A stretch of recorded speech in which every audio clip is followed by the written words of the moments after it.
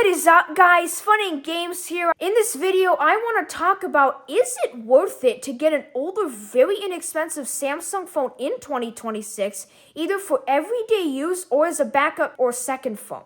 A lot of these phones are actually still very good quality, very usable, and they allow you to save a lot of money compared to a new phone, or to get a lot of use out of them as a second phone. I have a lot of experience using these older Samsung phones as my daily use phones, and I just got a brand new iPhone 17 Pro, but I still use an older Samsung phone as my second phone. In this video, I'm going to share with you what I've learned about how useful these phones are and some of the pros and cons.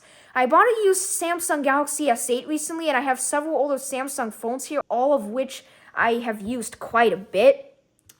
Let's start with this S8 because it's a typical example of a good used Samsung phone that you can buy on eBay. I bought this on eBay for $50 total price, including shipping and sales tax. As you can see, it's in good condition, and I'm not sure if you can see it on camera, but there are a few light scratches that I can barely feel with running my fingernail on them. And there are no cracks on front or back. This phone is set up for Verizon, and you can get these used Samsung phones for most carriers.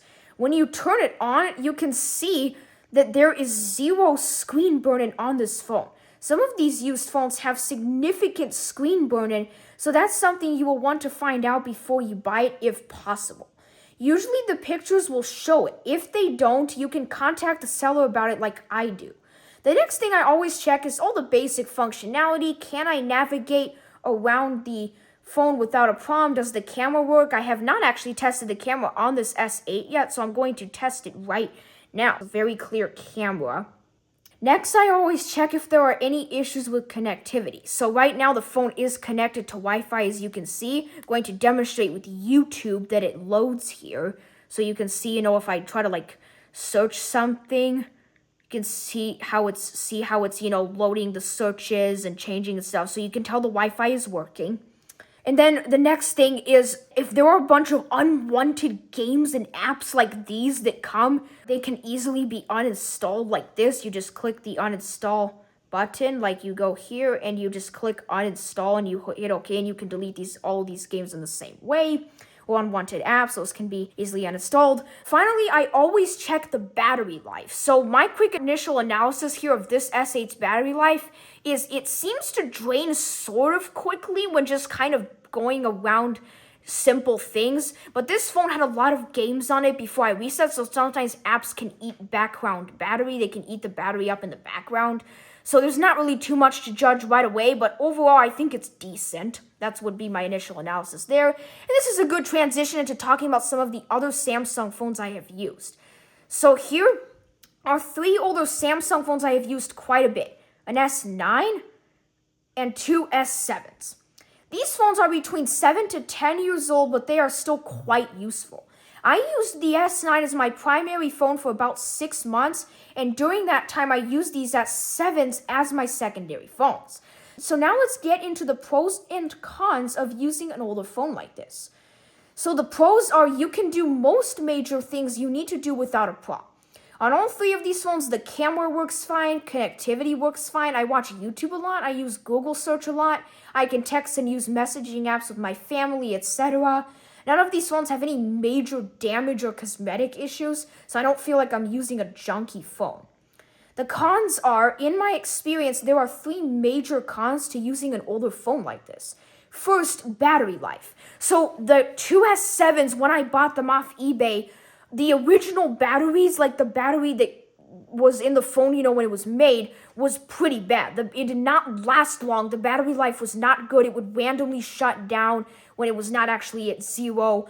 It was not tolerable. It was just very bad battery life. But if you're a do-it-yourself enthusiast, it's not too difficult or expensive to replace the battery or take it to a repair shop. I've actually replaced the batteries on these two S7s myself. I'll put a link into the description to the iFixit toolkit for these phones, so you can buy it yourself if you really want to do it yourself and replace it yourself. And you can see, online guides and stuff. The second drawback to using these older phones is that some of them have significant screen burn-in. So as you guys can see right here, the white screen. The S8 has none. The S9 has quite a bit. So as you guys can see, this S9 has a lot of screen burn. This is an app here that puts a white background so you can detect burn-in. And you can see all these different apps at the bottom. There's like a bunch of random pink spots and streaks all over. So this S9 has pretty bad burn-in. One of my S7s has some burn-in, but one of them does not have any at all. The third major drawback to using these old phones is lack of support for the latest versions of some apps and the latest software and security updates. You may not want to do your banking on these older phones for that reason, due to the fact that thieves could possibly try to hack your bank through these older Android versions because they're not protected by security updates. The last thing I'll mention is that some of these older phones have significant scratches or cracks. None of these phones do, which shows that you can get older phones that are in good condition. Activation alert. So some of these older phones, sometimes they'll come with this thing here where it says activation incomplete. What this is the phone setup wizard. This means before I got the phone, someone tried to activate it with the Verizon SIM card, which means there's a Verizon SIM card in here. The simple solution for this activation alert is to factory reset the phone. You could also take the SIM card out, but right now let me quickly show you how easy it is to factory reset an old Samsung phone if you need to. First, make sure there are no Google or YouTube accounts signed in on the phone.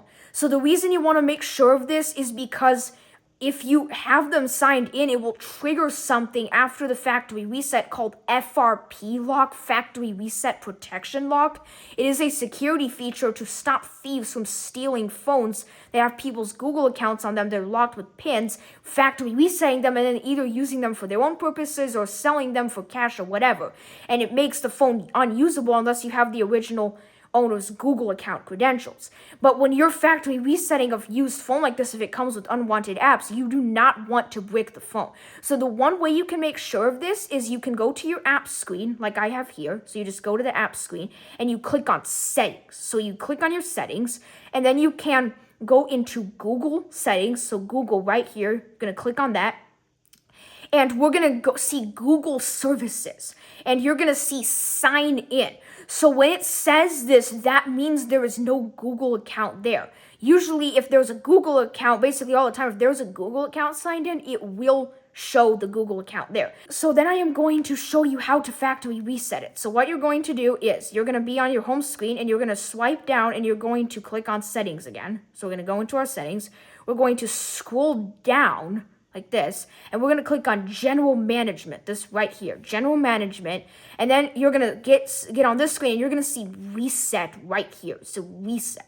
You're going to click on that, and then you are going to see these categories here. We're going to click on factory data reset. So we're going to click on this, and then it will show, okay, all the data will be erased, and that some of the following apps will be uninstalled. So then you just basically hit reset and delete all, and you will begin the factory data reset process. I am actually going to factory reset this phone.